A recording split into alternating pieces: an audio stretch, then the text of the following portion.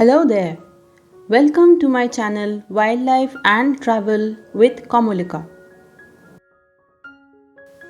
Hi everyone.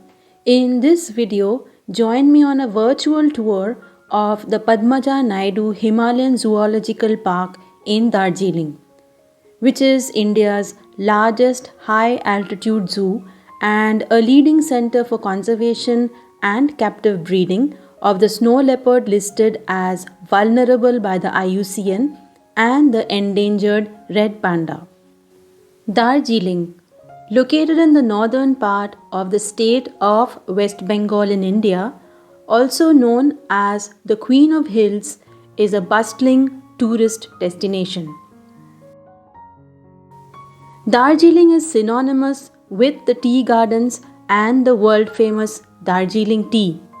Spectacular views of the Himalayas, including the Kanchenjunga, some breathtaking landscape, and of course the Darjeeling Himalayan Railway, nicknamed Toy Train, that crisscrosses its way through the city's traffic. However, very few know that Darjeeling has the largest high altitude zoo in India, the Padmaja Naidu Himalayan Zoological Park. Located at an altitude of approximately 7,000 feet, the Padmaja Naidu Himalayan Zoological Park, commonly known as the Darjeeling Zoo, plays a crucial role in the conservation of rare Himalayan fauna like the snow leopard that is listed as vulnerable by the IUCN, the endangered red panda, as well as the Himalayan wolf, also called the Tibetan wolf, and the Asiatic Black bear, both of which are listed as vulnerable species. The zoo was about 2.5 kilometers from the Darjeeling Mall where I had put up, and I decided to walk. It was a pleasant morning.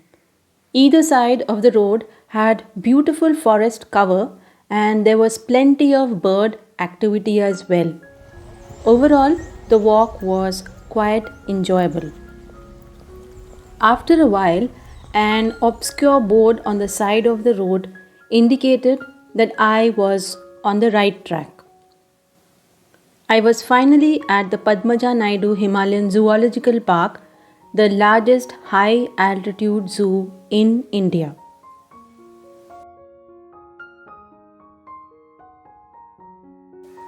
Entry tickets can be obtained at the counter near the zoo gate. However, it is possible to skip the queue by scanning the barcode near the entrance.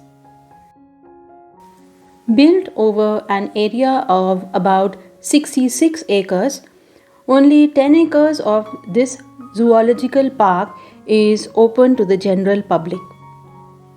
Adjudged the best zoo in India in 2022, it is visitor friendly. It has amenities like toilets, restaurants, souvenir shops, and rain shelters as well.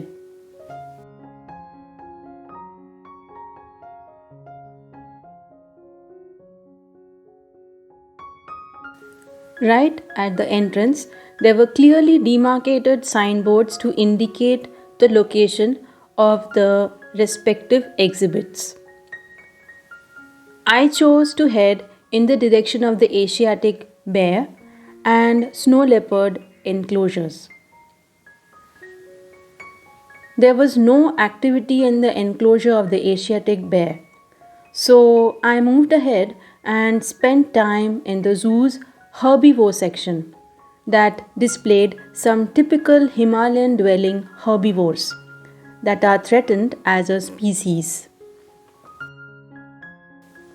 The main attractions here were the Himalayan tahr, a high elevation ungulate species found in the Himalayas which has been identified by IUCN as a near threatened species due to hunting and loss of habitat. The males have a prominent neck ruff that is absent in females. The markhor, also called the screw-horned goat. It is the national animal of Pakistan and classified as a near threatened species.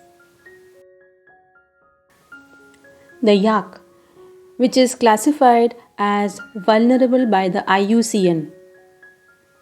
By the time I reached its enclosure, it was already feeding time. I learned later that animals were fed twice a day, at 9:30 in the morning and around 4 in the evening.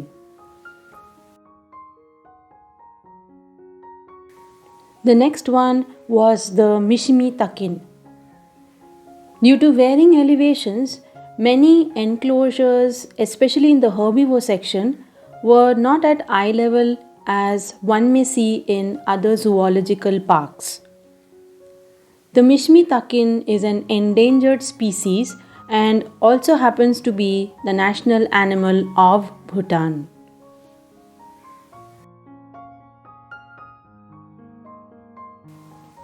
Himalayan Goral. Native to the Himalayas, the Himalayan goral is classified as near threatened owing to habitat loss and hunting. The Bharal or the Himalayan blue sheep is a caprine that is native to the Himalayas. Though not strictly native to the Himalayas, other herbivores were the sambar deer, listed as a vulnerable species, the alpaca, a species native to South America, and the barking deer.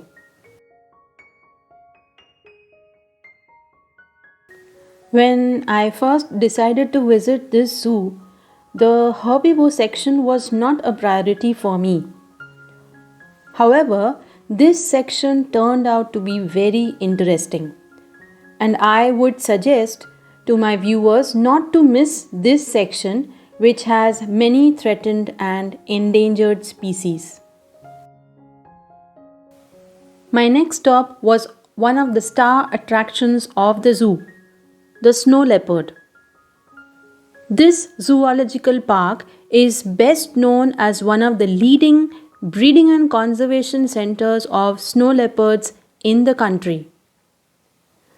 The zoo boasts of a total of 10 snow leopards, of which 3 leopards can be seen in the park's exhibits, while the remaining are in the breeding center at Topkedara, not open to the general public. Snow leopards are a vulnerable species as per the IUCN. The birth of 2 cubs in the breeding center of the zoo in April 2025 speaks volumes about the zoo's success in captive breeding of the snow leopards since the last 30 years. The next star attraction was the Himalayan or Tibetan wolf. With an estimated 3 to 4,000 individuals in the wild and steadily declining population, the Himalayan wolf is classified as vulnerable. This zoo has been successfully breeding the Himalayan wolves, and it's the only zoo in the world to do so. The zoo also encourages the adoption of animals through programs like Adopt a Wild Child.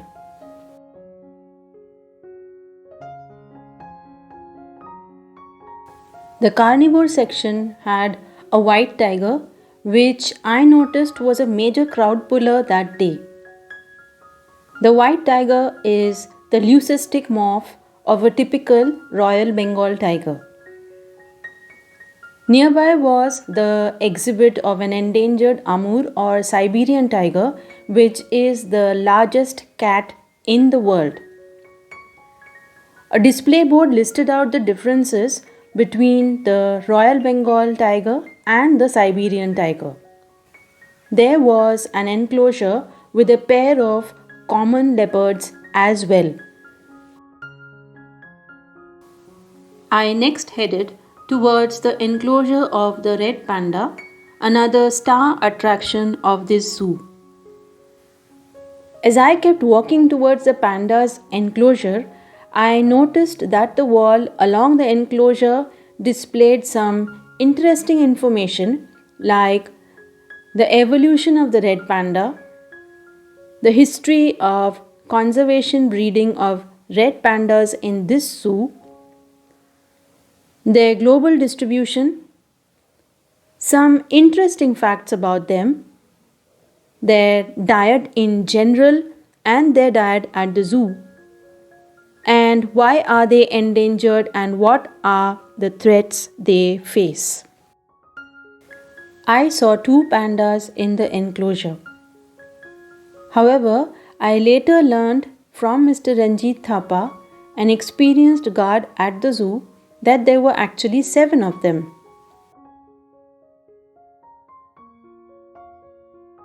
7 red panda है, उसमें 3 female है और आपका 4 female है, अब 3 mail है। इसमें 2 आपका 1.5 साल से थोड़ा ज़्यादा आपका कब से अभी तो बड़ा हो गया है, और बाकी हम लोग के ब्रीडिंग सेंटर में है। हम लोग आपका साल में या 2 साल में आपका इनका ब्रीड कर वाइल्ड में रीइंट्रोड्यूस का प्रोग्राम करते हैं, रीस्टॉकिंग का प्रोग्राम वहाँ पे वाइल्ड में भी छोड़ते हैं। From time to time, these pandas are released from the zoo into national parks like the Singalila National Park and Nura Valley National Park.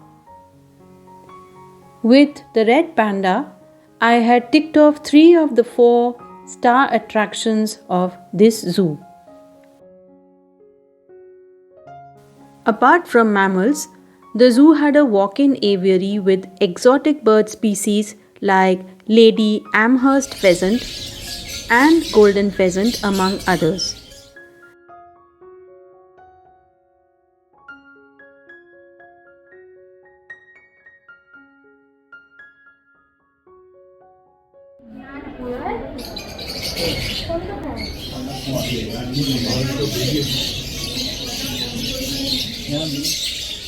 That attracted considerable footfall. And 3 enclosures with native Himalayan bird species, Temminck's tragopan, Himalayan monal and the Khalij pheasant. I was lucky to get some decent pictures of the Temminck's tragopan couple, but wasn't so lucky with the Himalayan monal and the Khalij pheasant, as they were in glass enclosures that threw back reflections. There was a lesser carnivore section in the zoo as well, with a jungle cat, 3 to 4 leopard cats,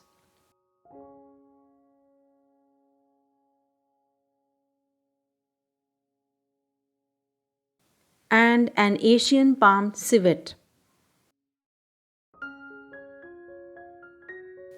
This tiny aquarium was my last stop before I exited the zoo.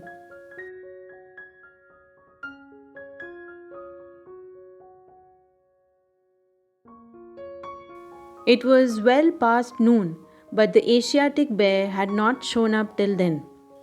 So I decided to return to the zoo on another day while I was still in Darjeeling.